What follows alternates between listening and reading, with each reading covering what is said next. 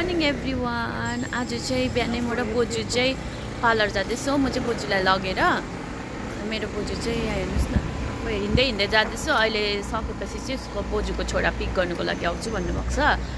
अन्त अहिले चाहिँ हामी हिँड्दै जाँदैछ। मेरो बोजू चाहिँ हेर्नुहोस् न 94 वर्ष पुग्नु भएको, तर पनि हिँड्नु सक्नुहुन्छ बिस्तारै होइन, बिस्तारै बिस्तारै। अन्त आज चाहिँ पार्लर जानुपर्छ भनेर चाहिँ बोजू चाहिँ कस्तो एक्साइटेड होइन। 5 बजी उठ्नु भएछ। 5 बजी उठेर चाहिँ हो मलाई पनि उठाएर हिँड पो भन्छ। अब अपोइन्टमेन्ट लिएको 12 बजीको छ नि त, 12 त बज्न आँट्यो। अन्त 12 बजीको छ, तर बोजूलाई त ज्यादा उयो भएर होला नि है, बुढाबुढी भएर पनि पुरा उयो छ क्या। मेरो चाहिँ मेकअपहरू गर्नु होइन, त्यस्तो कपालहरूको लागि चाहिँ पुरा उयो हुनुहुन्छ नि त, सौकिन खालके। अन्त घरमै हुँदा पनि अरू बेला अब पार्लर नजाँदाखेरि घरमै हुँदाखेरि पनि अब मैले गरिदिनु पर्दैन क्या।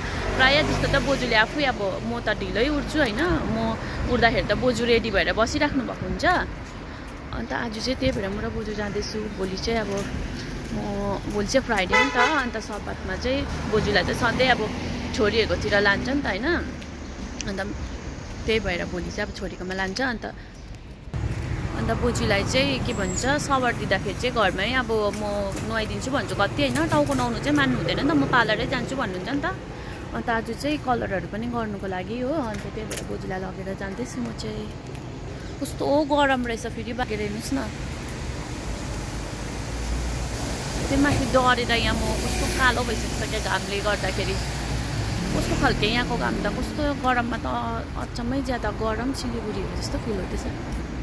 अर्को ताते पाङ्रे जस्तो भएको छ। म त यहाँ सेतो, यहाँ कालो हेर, जतिको सनस्क्रिन लगाएर हिँड्दा पनि हुँदैन, कस्तो डरलाग्दो गरम।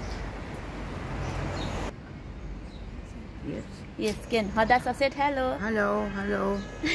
मेरो बोजूलाई चाहिँ बिस्तारै यसरी भिडियोहरू बनाउँदै लाँदै गर्नुपर्छ नि त, नभए अहिले फेरि बाटोमै अचानक रिसाउनुहुन्छ। साथीहरू, म र बोजू चाहिँ अब यस्तो हिँड्दा भर्खर चाहिँ आइपुग्न आँटेको छ हो। अब पार्लरको छेउमा आइपुग्यो। बोजू चाहिँ अब पार्लरभित्र गएर चाहिँ हेयर कलरहरू चेन्ज गरेर चाहिँ अर्कै भएर निक्लिनुहुन्छ होला हो। तर म चाहिँ अब घामले हिँड्दा कस्तो लाग्दो गरम छ नि त आज। अन्त घामले गर्दाखेरि चाहिँ मेरो चाहिँ फेसको कलर अर्कै भएर म निक्लिने रहेछु पार्लर पुगुन्जेलमा। बोजू चाहिँ फेरि पार्लर पुगेर हेयर कलर गरेर हो राम्रै भएर निक्लिने रहेछ।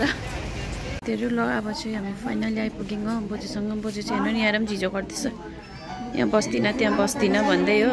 बोजूको चाहिँ 12 बजीको टाइम हो नि त, त्यही भएर एकछिन बस्नुपर्छ नि त हो। अन्त पर्खिनु पऱ्यो भनेर आउने बित्तिकै मेरो गर्दै भन्दैछ। फाइनली पर्खिँदा अब चाहिँ बोजूको टर्न आएको छ हो। अन्त बोजूको हेयर वास गरिदिनु हुँदैछ